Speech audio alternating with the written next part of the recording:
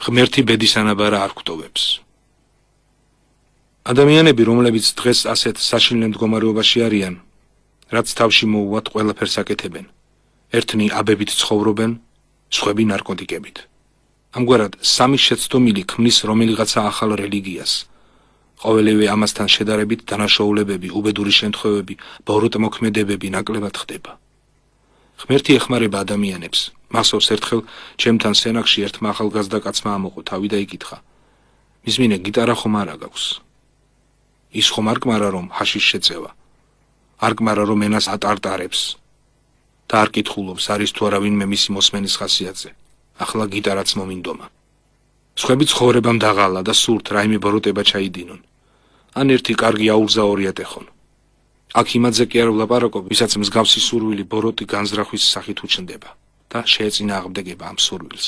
ახლა იმ ადამიანების შესახებ საუბრობთ, რომლებიც ცხოვრებისაგან დაიღალნენ და აღარ იციან რა აკეთონ. ერთმა მითხრა: მინდა გაზეთებში ჩემზე დაწერონ, რომ გმირი ვარ.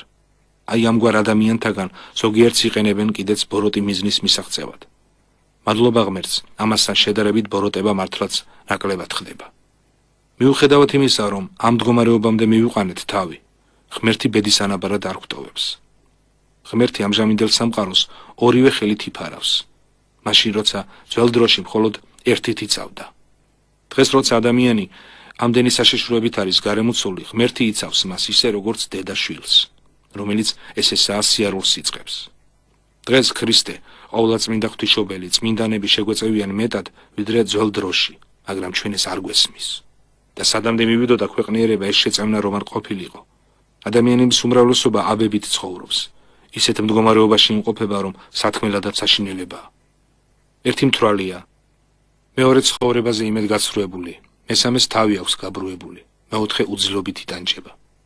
და ხედავთ, როგორ მართავენ ეს ადამიანები ავტომანქანებს, დაქრიან მოტოციკლეტებით, ასრულებენ სარისკო სამუშაოებს, შრომობენ საფრთხის ქვეშ და განაყველა მათგანი არის საჭირო ფორმაში. მრავალი მათგანი შეიძლებოდა დასახიჩრებულიყო. როგორ გვიცავს ღმერთი? ჩვენ კი ამას ვერ ხვდებით. მახსოვს, ადრე ჩვენი მშობლები როგორ მიდიოდნენ მინდორში სამუშაოდ და ჩვენ მეზობლის ამარა გვტოვებდნენ. ჩვენ მათ ბავშვებთან ერთად ვთამაშობდით. იმ დროში ბავშვები გაწონასწორებულნი იყვნენ. მეზობელი მხოლოდ დრო და დრო გადმოგხედავდა ხოლმე და თავის საქმიანობას აგრძელებდა. ჩვენ კი ჩუმად ვთამაშობდით. ასევე ქრისტე, დედა ღვთისა და წმინდანები უწინ მხოლოდ მეთვალყურეობდნენ სამყაროს. დღეს კი ქრისტეც, დედა ღვთისაც და წმინდანებიც გამუდმებით ხან ერთს სტაცებენ ხელს სადღაც, ხან მეორეს რაღაცისგან გადაარჩენენ, რადგან დღეს ადამიანები გაუწონასწორებელნი არიან. ახლა ისეთები ხდება, რომ ღმერთო დაგვიფარე. ეს ისეა, რომ რომელიმე დედას ყავდეს სამი რთული ბავშვი, ერთი უჭკუო, მეორე კუზიანი, მესამე ყრუმუნჯი. აბა მიდი და უპატრონე ჯერ შენებს, მერე მეზობლებისასაც.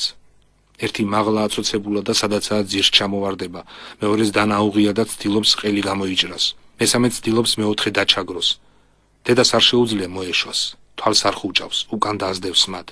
ბავშვები კი მის შეშფოთებას ვერ იგებენ. ასევე ადამიანები ვერ ხვდებიან, რომ ღმერთი ეხმარება მათ. ღმერთი რომ არ მიხმარებოდა თანამედროვე სახიფათო ტექნიკის ასეთი სიმრავლე დიდი ხანია დაასახიჩრებდა სამყაროს. მაგრამ საბედნიეროდ ჩვენ გვყავს დამცველები. მამა ჩვენი ღმერთი, დედა ჩვენი ყოვლადწმინდა ღვთისმშობელი, ძმანი და დანი ჩვენი, წმინდანები და ანგელოზები. ამდენადვე დიდია ეშმაკის სიძულვილი ადამიანთა მოდგმისადმი. რა ძლიერია მტრის სურვილი, რომ გაგვანადგუროს. ჩვენ კი გვავიწყდება თუ ვის ვეომებით. ჩვენ რომ ვიცოდეთ, თუ უკვე რამდენ გზის შემოაგრაგნა ეშმაკმა თავისი კუდი დედამიწას, რათა დაღუპოს იგი. მაგრამ ღმერთი ამის ნებას არ აძლევს, ანადგურებს მის გეგმებს. ღმერთი სარგებელს გვაწვდის თვით ამ ბოროტებიდანაც, რომლის აღსრულებასაც ბოროტი ესწრაფვის. ღმერთი ბოროტებიდანაც დიდ სიკეთეს გვანიჭებს. ეშმაკი დღესაც ხნავს მიწას, მაგრამ ბოლოს და ბოლოს ამ ხნულს დათესავს ქრისტე. შეხედეთ, სახიერი ღმერთი ხომ არასოდეს უშვებდა, რომ დიდი განსაცდელების სამთავობაზე უფრო დიდხანს გაგრძელებულიყო. ის ყოველთვის ტოვებს საკვეთელს.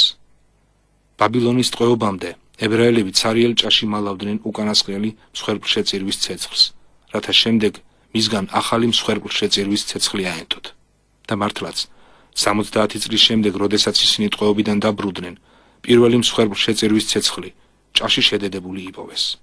ნებისმიერ მძიმე დროში ბოროტებისაგან ყველა არ მიისწრაფის. ღმერთი საკვეთელს ტოვებს მომავალი თაობებისათვის. უმძიმესი დრო მოდის. ამჟამად ღმერთი დიდ განსაცდელებს უშვებს. ჩვენ დიდი გამოცდა გველის. მოდით ყველაფერ ამას სერიოზულად მოვეკიდოთ და სულიერად ვიცხოვროთ. მდგომარეობა გვაიძულებდა და გვაიძულებს სულიერად ვიშრომოთ. ერთის მხრივ ამ სულიერ შრომას ფასი ექნება, თუ ჩვენ სიხარულით, საკუთარი ნებით ვიშრომებთ და არა იმიტომ, რომ გვაიძულებენ. ბევრი წმინდანი ითხოვდა, რომ ეცხოვრა ჩვენს ეპოქაში, რათა ეს ღვაწლი აღესრულებინა. მე ვხარობ, როდესაც ანგარიშის გასწორებით მემუქრებიან იმის გამო, რომ არ ვდუმვარ და მათ გეგმებს ვარ ყვევ. როდესაც გვიან საღამოს მესმის, რომ ვიღაცა კალივის გალავნიდან ეზოში ხტება, გულით კბილად ცგერას იწყებს. მაგრამ როცა ღამის სტუმარი მთხოვს, დეპეშა მოვიდა, ილოცე ამა და ამ სნეულისათვის, მაშინ საკუთარ თავს ვეუბნები, აი რა ხდება. როგორც ჩანს, ისევ არ გამიმართლა. ამას იმიტომ კი არ ვამბობ, რომ სიცოცხლე მომბეზრდა, არამედ იმიტომ, რომ ჩემთვის ბედნიერებაა ქრისტესთვის სიკვდილი. მოდით, ვიხარებდეთ, რომ დღეს ჩვენს წინაშე ასეთი შესანიშნავი შესაძლებლობაა. ვისაც მოწამეობა სურს, მას დიდი სასყიდელი ელის. წარსულს დროში იწყებოდა ომი. ადამიანი მიდიოდა მტერთან საბრძოლველად და თავისი მამულის, თავისი ხალხის დასაცავად. ამჟამად ბრძოლაში ვებმებით არა იმიტომ, რომ მამული დავიცვათ. ომში იმიტომ კი არ მივდივართ, რომ ბარბაროსებს აღვდგეთ წინ, რათა მათ არ იმძლავრონ ჩვენს დებზე, არ შეურაცხმყონ ჩვენ. ჩვენ ომს წარუმართავთ არა ნაციონალური ინტერესებით, ან რაიმე იდეოლოგიისთვის. ახლა ჩვენ ვიბრძვით ან ქრისტეს, ან ეშმაკის მხარეს. ვინ ვისკენაა ძალთა განლაგება აშკარაა. ოკუპაციის დროს გმირად იქცეოდი, თუ კი არ მიესალმებოდი გერმანელს. ახლა კი გმირად იქცევი, თუ ეშმაკს არ მიესალმე. ასია თუ ისე ჩვენ საშინელი მოვლენების ხილვა მოგვიწევს. წარიმართება სულიერი ბრძოლა. წმინდანები კიდევ უფრო განიწმინდებიან, ხოლო უწმინდურნი კიდევ უფრო საძაგილნი შეიქმნებიან. მე ვნუგეშობ, ჩვენ ჭექაქუხილი გველის და ჩვენს ბრძოლას აქვს ფასი. რადგანაც ამჟამად ჩვენი მტერი, ეს ალი ფაშა კი არ არის, არც ჰიტლერი, არც მუსოლინი, არამედ ეშმაკი. და ამიტომაც ჯილდო ჩვენი იქნება, ჯილდო ზეციური. ღმერთმან, ვითარცა ღმერთმან სახიერმან, წარმართოს ბოროტება სიკეთეთ. ამინ.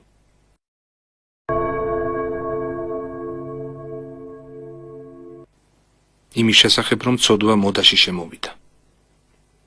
ადამიანებს ცოდვა რომ არ გაიკეთილშობილებინათ, მაშინ ისინი არც ბარბაროსობამდე დავიდოდნენ, მაგრამ უფრო დიდი ბარბაროსობა ზნეობრივი კატასტროფაა. ადამიანები იხწნებიან სულითა და ხორცით. ერთმა ადამიანმა მითხრა, ხალხმა ათენს ჯუნგლი უწოდა, მაგრამ არც ერთი მათგანი ჯუნგლიდან არ მიდის. ყველა ამბობს ჯუნგლებიო და ყველა ამ ჯუნგლებში დაეხეტება. სადამდე მივიდნენ ადამიანები? ცხოველების მდგომარეობამდე. იცით ცხოველებთან როგორ არის? თავდაპირველად ისინი გომურში შედიან. იქვე სკორეს აგროვებენ, შარდავენ, შემდეგ ნაკელი იხწნება, იწვება და ცხოველებს თბებათ. მათ მოსწონთ სადგომი და აქედან წასვლა არ სურთ. მინდა ვთქვა, რომ ამგვარადვე შეიგრძნობენ ადამიანები ცოდვის სითბოს და წასვლა არ სურთ. ისინი გრძნობენ სიმყრალეს, მაგრამ სურვილი არა აქვთ, რომ სითბოს მოშორდნენ. თუ გომურში ახალი ვინმე შემოვა, მას ამ სიმყრალის ატანა არ ძალუძს. მეორე კი უკვე მიეჩვია. ის გამუდმებით გომურში ცხოვრობს და სიმყრალი არ აწუხებს. ზოგიერთი კი თავს იმით იმართლებს, რომ ასეთი ცოდვილი ცხოვრება ჩვენს დღეებში არ დაწყებულა. ნახეთ ერთი რა ხდებოდა ძველ რომში, ამბობენ. კი მაგრამ რომში ადამიანები კერპებს ცემდნენ თაყვანს, წარმართები იყვნენ. მოციქული პავლეც მიმართავს წარმართებს. პრობლემაც წმინდა ნათლისღება მიიღეს, მაგრამ ბოროტ ჩოულებებზე ჯერ უარი არ თქვეს. მაგალითები არ უნდა ავიღოთ ამა თუ იმ ეპოქის ყველაზე დაცემული მდგომარეობიდან. დღეს ცოდვა მოდად შემოიღეს.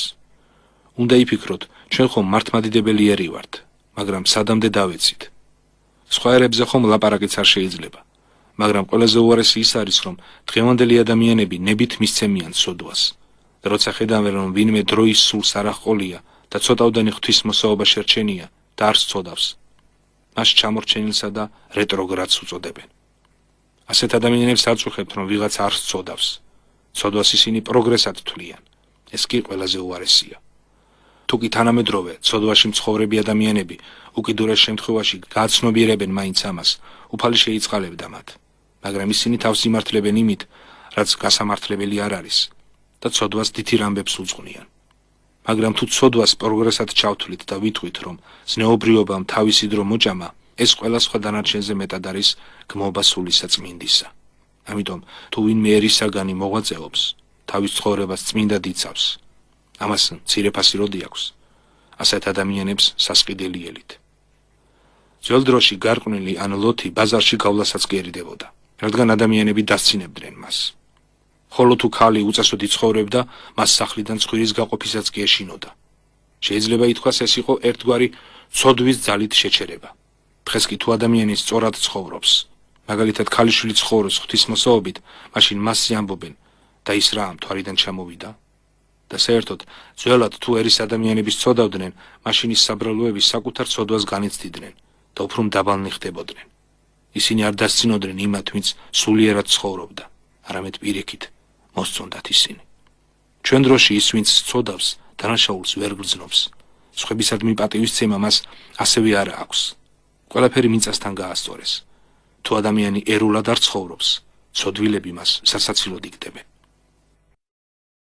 ადამიანებს ამხელთ სინდისი. საფრანგეთი.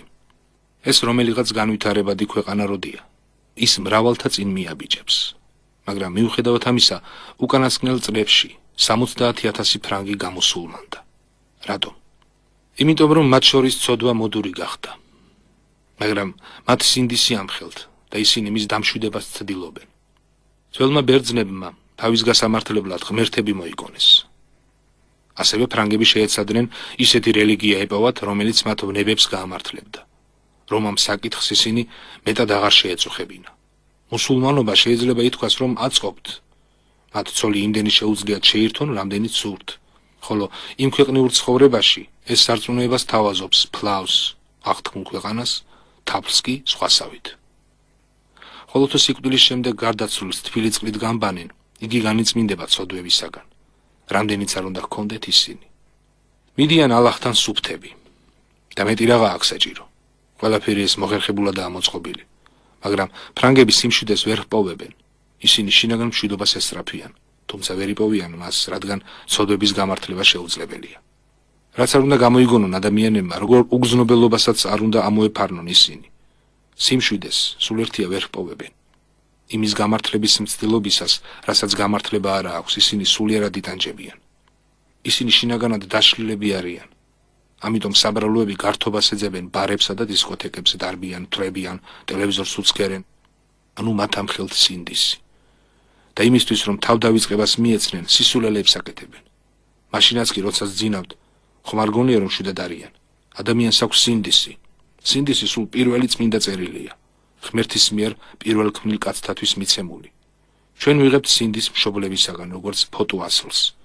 როგორც არ უნდა ახშობდეს ადამიანი თავის სინდის, ის შიგნიდან ყოველთვის ამხელს მას. ამიტომაც ამბობენ, მას ჭიაღრნის. მართლაც რა არის უფრო ტკბილი ვიდრე დამშვიდებული სინდისი? ადამიანი თავს შინაგანად ფთაშესხმულად გრძნობს და მაშინ ის იწყებს ფრენას. იდება მაღალთაში ნომეცა